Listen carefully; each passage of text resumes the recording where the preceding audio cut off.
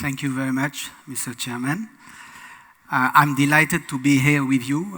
Thank you for the organizer for giving me the opportunity to address with you this interesting subject of smart ships and how digital solutions can, in fact, transform the offshore vessels operations.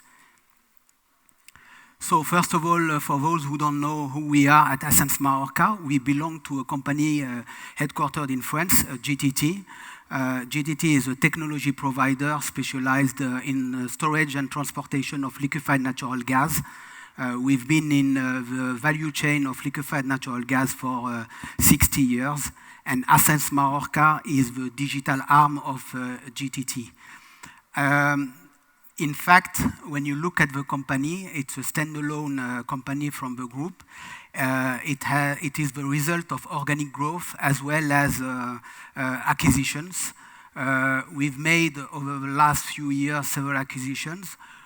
One is Ascenz, which is a company that was specialized in electronic fuel monitoring system, and that will be the subject of my presentation.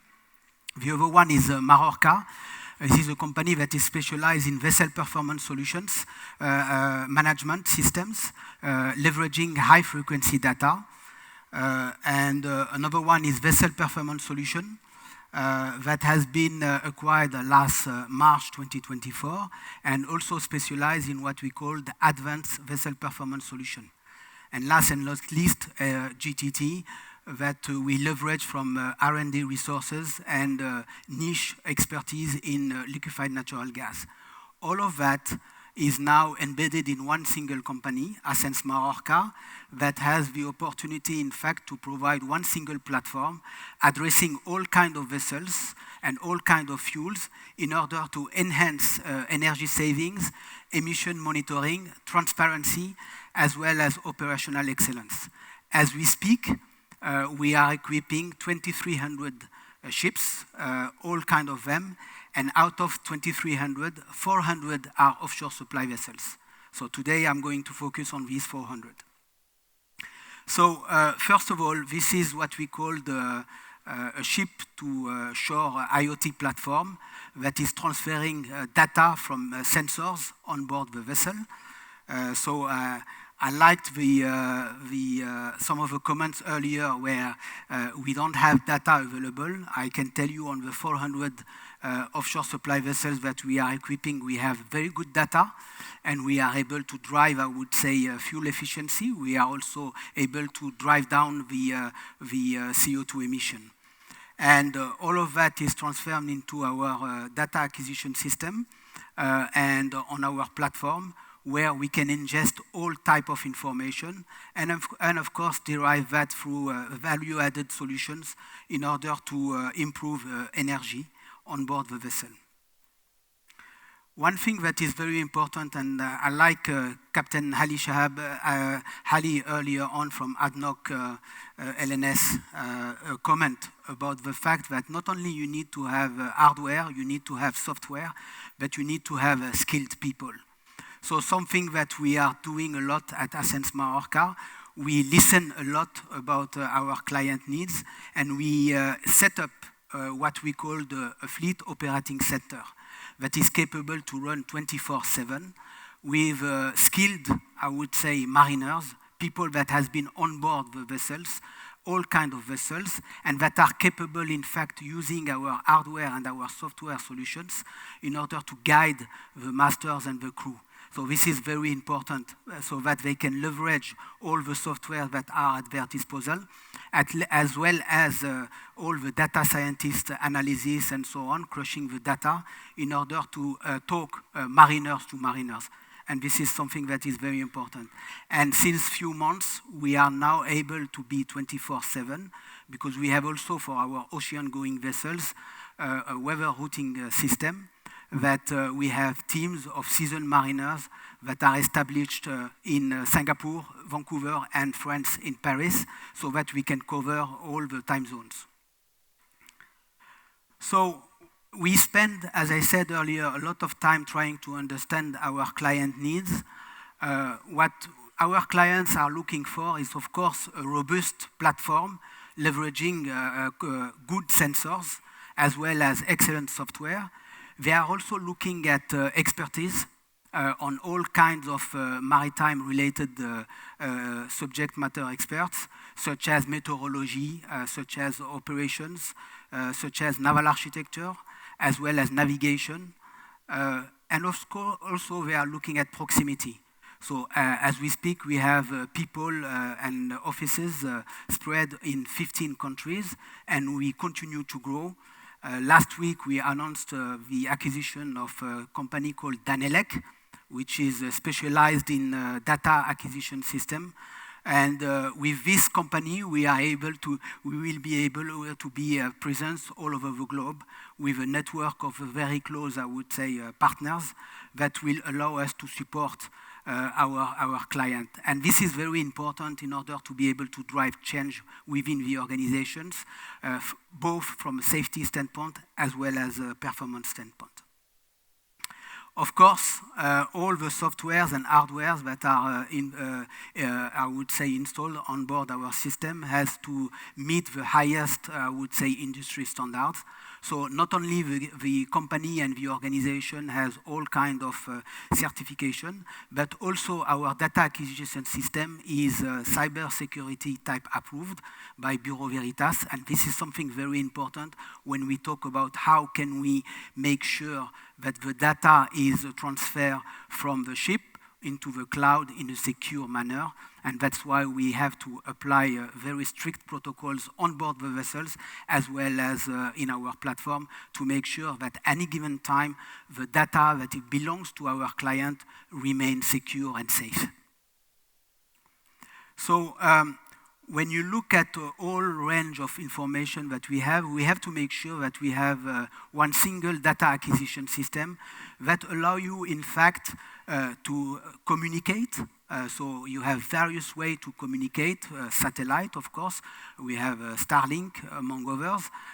We have Wi-Fi available, as well as 4G, whenever it is possible. Something that is important in order to locate the vessel, we have all type of AIS system as well as GPS. We can also input what we call the motion sensor in order to check all the motions of the vessel. In order to have data acquisition system, so we can interact with one single data acquisition system with all kind of data. And last and not least, and we see that more and more on offshore supply vessels, our clients are asking us to have CCTV on board. So we have AI-driven CCTV camera that allow us also, in case we notice something through the data, to go back into the history and check through cameras that are either in the engine or outside the engine on the deck in order to check if something has happened.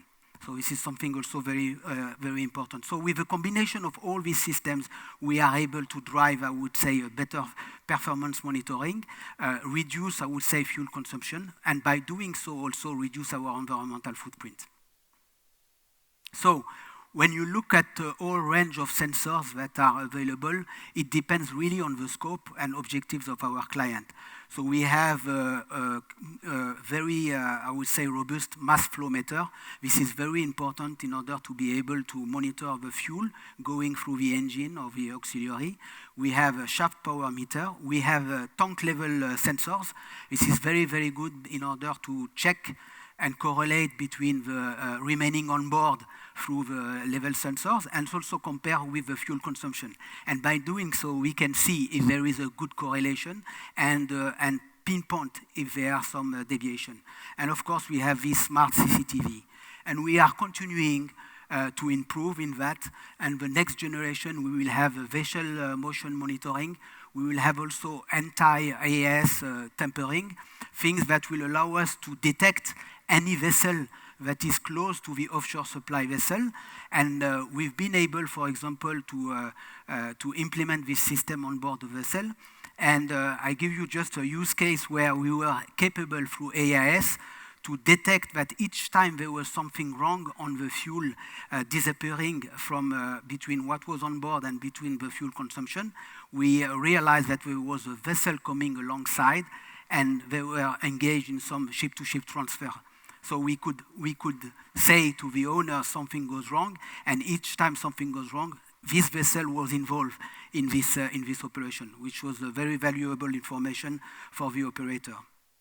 So on board, we have an application that allows you and allows the crew always to monitor and to update any kind of activity.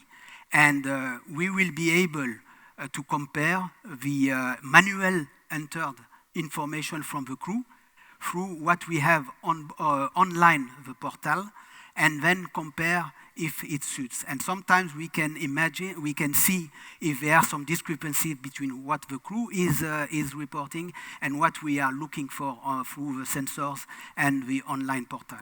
So we can here have all kinds of monitors that are available to the crew, fuel consumption, remaining on board. You can monitor all kinds of activities, so it's very important so that each time the crew is engaged into an activity, he presses the button, and us with AI-driven, I would say, tools, we are capable also to monitor autolog data and to look at the trends and to see if the activity reported by the crew is in line with what is online, and so that we can also pinpoint the discrepancies. One thing that is very important, we are also able, through benchmarking the data and so on, set up what we call an optimum speed, so that at each given time we can provide to the operator an optimum speed in order to reduce the consumption. And if we give this advice to them, they are able to maximize the time within the optimal speed, and by doing so they can reduce significantly their fuel consumption. So we have all kinds of analytics that are available on board the platform. So we can have maps overlaps. So in one shot, you can have a look at where are your vessels, in which area. You can derive all kinds of analytics per vessel. You can compare and benchmark the vessels over time and benchmark the vessels among themselves. And then you can customize your time series, look at the fuel consumption for all kinds of engines on board, and compare through time how the engines are performing. And of course, derive that into emissions analytics so that you can see how much, I would say, emissions you can save if you act on what you are looking for. So these are other examples of things that you can report on board the platform. For example, you are capable also to optimize the use of the engines. We see, for example, sometimes that there is a higher consumption, and we look at the way the operator is using the engines, and you realize that he could have used one engine instead of two, and by doing so you save in fuel and you optimize your running hours for the engine. These are other type of bunkering operation in order to really check, and you have traffic lights, and each time something is good within the threshold, it's green. When it's going wrong, you can act and see what was going wrong in order to make sure that the bunker operation starts when it has to start and finish when it's finished. I talk about the optimal speed. This is a feature that is very important in order to see how much fuel you can consume by minimizing the time that you spend outside the optimum speed range. And by doing so, you can send notification to the crew and say to them, you are outside the optimum speed range. Come back into the optimal speed, and so that you can save fuel. And of course, we have all kinds of KPIs that you can pre-configure and send alerts to people ashore or to the crew on board. And by doing so, they can see that, for instance, whenever they are above the threshold that has been set, they can see that something is going wrong and act immediately. So I'm going to share with you some use cases. And this is the map of the Corruption Perception Index. You can see that IOC and NOC are implementing requirements with regards to these electronic fuel monitoring system. And us, we are here to comply with this requirement and help the operators to make sure that they have a system that is in line with the requirements of the charterer. So I'm going to spend a bit more time here on this graph because it's very important. You see, it's digitalization is a journey, and it's very important that whenever we implement this, there is a constant dialogue between us, that we are looking at the data, and the owners and or the charterer. So you see, for example, on this system, we implemented the system in January. Of course, we don't see immediate results when we implement the system because people need to get accustomed to the system. And then back in March, we were able to run all kinds of data analytics. And just by looking at the data, and we were able to advise some quick gains. And by doing so, we reduced significantly the fuel consumption, let's say from 100 to about 60.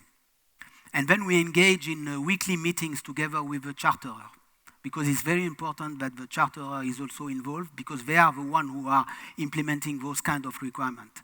And we have these weekly meetings with them, and we see after the weekly meetings, we are able to go deeper in the optimization, and we reduce furthermore the consumption. And then the charterer is telling us, okay, we need to implement CCTV camera.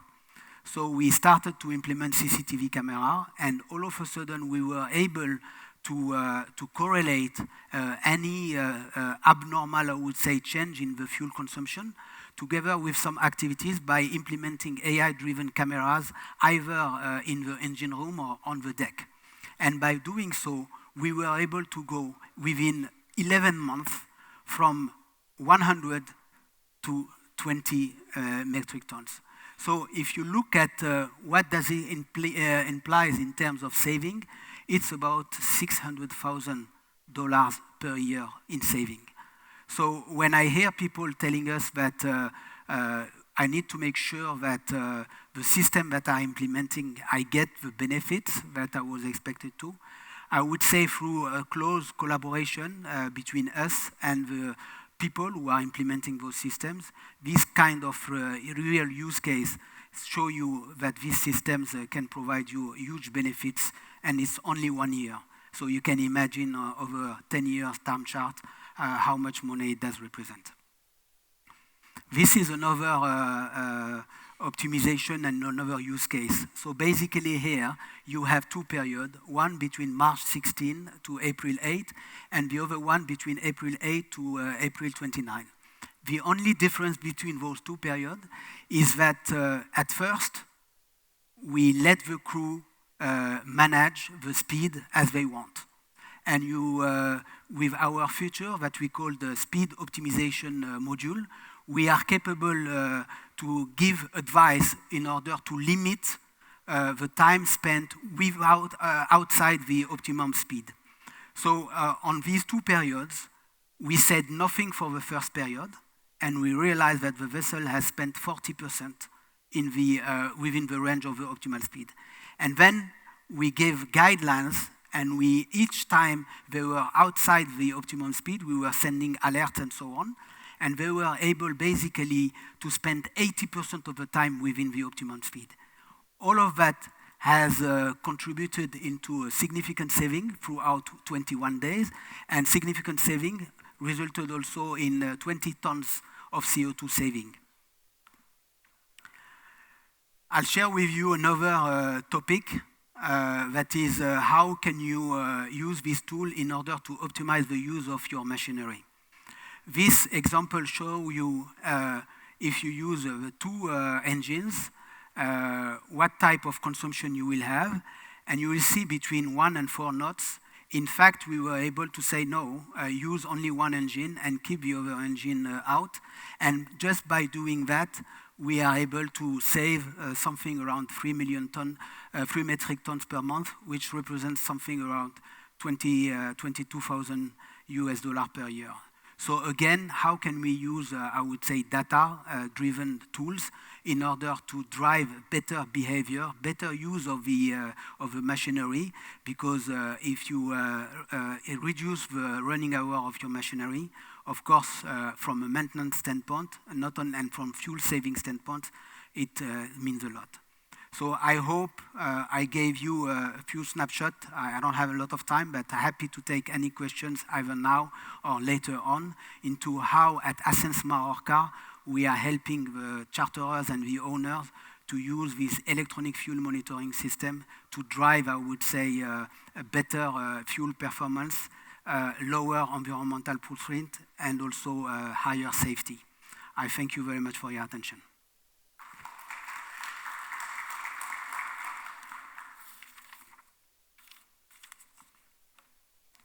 So I don't know if there are any Q&A, but I know we are short of time, but I remain available the remaining 2 days. Yes, please go ahead.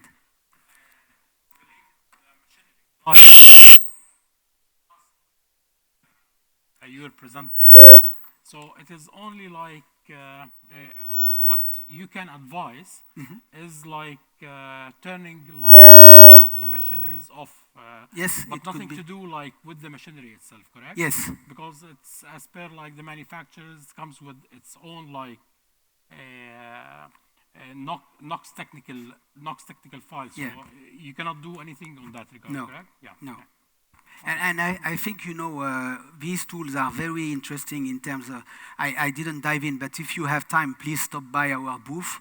We can show you live. We put 6 vessels on the platform, and we are able to benchmark them. And you are able to look at, in one snapshot, at the fuel consumption, and then you derive all the activities. And we define threshold for each activity. And if it is green, it's a traffic light. If it is green, it's okay. If it is red, that means something is wrong. You are above the threshold. And then you deep dive more on the activities, and you can see, oh, maybe during your transit, you consume much more. Why is that? And because maybe you operate outside the optimum speed. So, and you are able to do all these kind of things in live, and also look back at the history. And these are just simple examples. The other example I can give you is what we call the remaining on board, where you compare the fuel going through the engine, okay, through the online, and then you compare also through level gauge the fuel in the tank. And by doing so, you are capable, you know, to identify when they match perfectly, and when there is a gap between them, something has happened. Thank you very much. No? Okay, thank you.